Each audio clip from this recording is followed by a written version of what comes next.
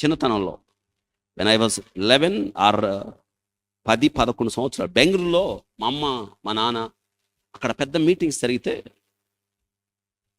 వెళ్ళారు, నన్ను కూడా తీసుకెళ్లారు. ఆ మీటింగ్స్లో మా నాన్న ఒకానొక సభ్యుడు, ఒక స్పీకర్ ఆ మీటింగ్స్లో మమ్మల్ని భలే చూశారు. అక్కడ నాకు బాగా గుర్తు. అసలు ఎంతమంది జనం నాకు తెలియదండి, అసలు అంతమంది జనం. ఆ మీటింగ్స్లో చాలా పెద్ద ఆయన, ఆల్మోస్ట్ 90 years. ఆయన పేరు డాక్టర్ సుమంత్. ఆయన పేరు నాకు ఎంత గుర్తుందో చూడండి. నేను ఎక్కువ అటువంటి మీటింగ్స్, నాకు చిన్నప్పటి నుంచి ఇష్టం. ఆ మీటింగ్స్ నాకు మా నాన్న ఆ మీటింగ్స్లో స్పీకర్ అవడం ద్వారా నాకు ముందు కూర్చోవడానికి ఇచ్చారన్నాడు. అంత జనమే, అంత ముందు.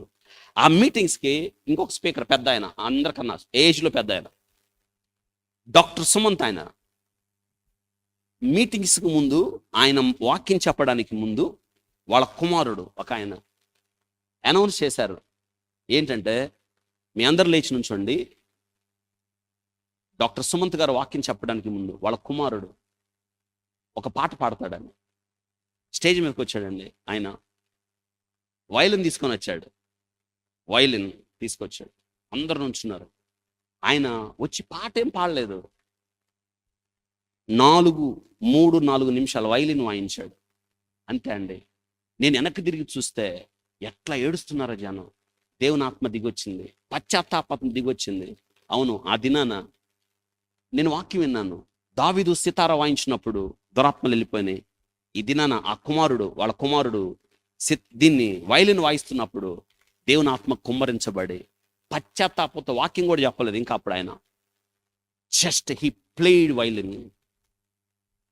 నాకు అనిపించింది, there is a power in divine music. అన్ని మ్యూజిక్లో కాదు, దేవుడు ఆస్వాదించే సంగీతం, దేవుడు పరవశించే సంగీతం. ఆ దినాన దావీదు సితార వాయించినప్పుడు దెయ్యాల కొడుకు పుట్టింది. ఈ దినాన ఈ పాస్కర్ కొడుకు వయలిన్ వాయిస్తున్నప్పుడు పరిశుద్ధాత్ముడు ఆవరించాడు. అందరి హృదయాల్లో పాపాన్ని ఒప్పింప చేసినప్పుడు వాళ్ళ కన్నీరు ఏరులై పారింది. There is a power in the music. అలా వాయించాలి, అలా పాటలు పాడాలి. మన బిడ్డలకు అలాంటి తర్ఫీదు ఇవ్వాలి, అలాంటి బిడ్డలు లేవనెత్తాలి మనం. వింటున్నారా? పరిశుద్ధత, హోలీనెస్. దేవుడు మన నుండి కోరేది అదే, ఇంకేది కోరడు. బి హోలీ. నేను పరిశుద్ధునై ఉన్నాను, మీరు నువ్వు పరిశుద్ధంగా ఉండి నా కోసం పనిచేయి చాలు, అది పని జరుగుతుంది.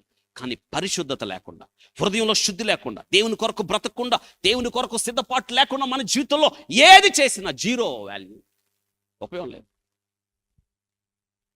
ఆ ఇంటికి వచ్చాడు. సౌలుకి దురాత్మ పట్టింది. 2 వ్యక్తులు ఉన్నారు అక్కడ. ఈట పట్టుకున్న వ్యక్తి మేరబు తండ్రి, వీణ పట్టుకున్న వ్యక్తి మేరబుకు కాబోయే. ఇప్పుడు వాయిస్తున్నప్పుడు దురాత్మ ఆయన్ని ఆవరించింది. దురాత్మ పోతుంది. ఇప్పుడు ఈట తీసుకొని ఏం చేశాడు,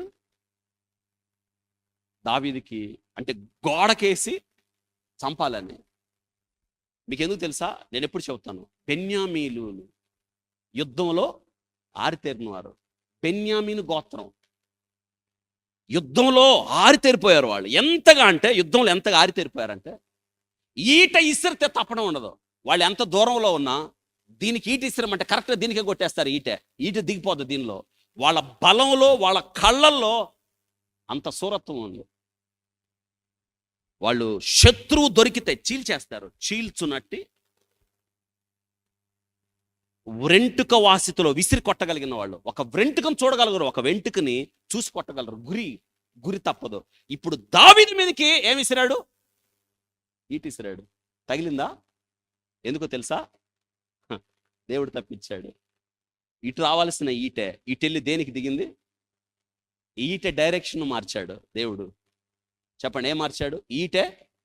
అవును, ఇసిరింది సూర్యుడే, గురి తప్పనవాడే, కానీ దేవుడు దాని డైరెక్షన్ మార్చాడు. ఇంకొక అద్భుతం ఏంటో తెలుసా? ఒడిసెల్లో రాయి ఒక్కటే పెట్టాడు, గిరగిర తిప్పాడు.